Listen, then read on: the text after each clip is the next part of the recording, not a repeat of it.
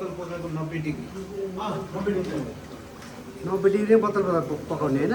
90 डिग्रीमा यहाँ बोतल पकाउने ऊ यहाँ स्याउ धोको यहाँ बोतल बनाएको यहाँ काटेको भित्र गरेर स्याउलाई मसिनो यही होइन मसिनो बनाउने मेसिनले नि चल्छ अनि जुस यता जुस निस्किन्छ यता तातो जुस चालु नि तातो जुस आउँछ यो तातो जुस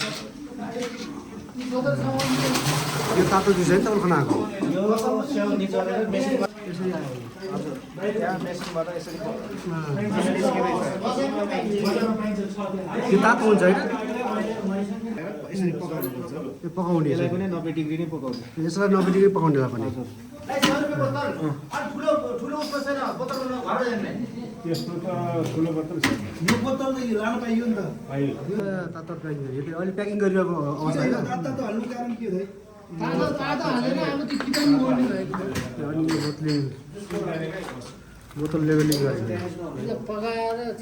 सुगर केही पनि हुँदैन अनि त्यसपछि यो चाहिँ तपाईँको तयार भयो यो चाहिँ लेभलिङ गर्नुहुन्छ अब यो गाउँलेकै हो तपाईँको यो सहकारीवाला हो यो ए कतिजना यो सबै गाउँ मार्फत गाउँको पुरै यो सेयर लगानी छ अनि यो जुन छ नि यो जुन मार्फा रक्सीहरू बन्ने भने कहाँ हो खास एउटा यो जुसको मात्रै हो नि यो चाहिँ कहाँ पुऱ्याउनुहुन्छ यो कहाँ जान्छ यो जान्छ काठमाडौँ पोखरा भएर जता पनि जान्छ ल हस् धन्यवाद है हजुरलाई एकदम इन्फर्मेसनको लागि एउटा सुनौलो अवसर पाइयो सबै कुरा गर्ने होइन पानी हालिन्छ यसै के हुन्छ रस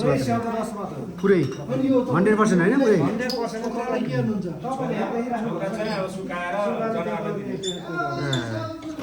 सुगर तपाईँको यसमा केमिकल सेमिकल केही पनि प्योर स्याउको रस मात्र पियो सेवा जिरो केमिकल काठमाडौँ गयो भने कति रुपियाँ पर्छ त्यो बोतललाई 200 एमआरपी कति हाल्नुहुन्छ त्यस्तै 30 पर्छ एमआरपी कति हाल्नुहुन्छ एमआरपी कति लेभलिङ गर्नुहुन्छ यसको चाहिँ हाम्रो अहिले कोही 100 रुपियाँ नै हुन्छ अहिले हामीले 100 रुपियाँ होइन यो हजुरले यहाँ बेच्नुहुन्छ 100 रुपियाँ अरू बाहिर अरू अब कसरी बेच्छ नि त आफ्नै कुरा हो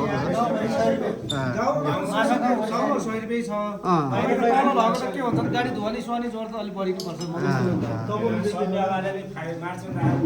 त्यो त त्यही नै हो मार्जिन राखेको मिल्छ उहाँलाई सोध्नुहोस् एक कार्टुन गराइदिनु न कार्टुन चाहिँ कार्टुन 24 वटा आउने हो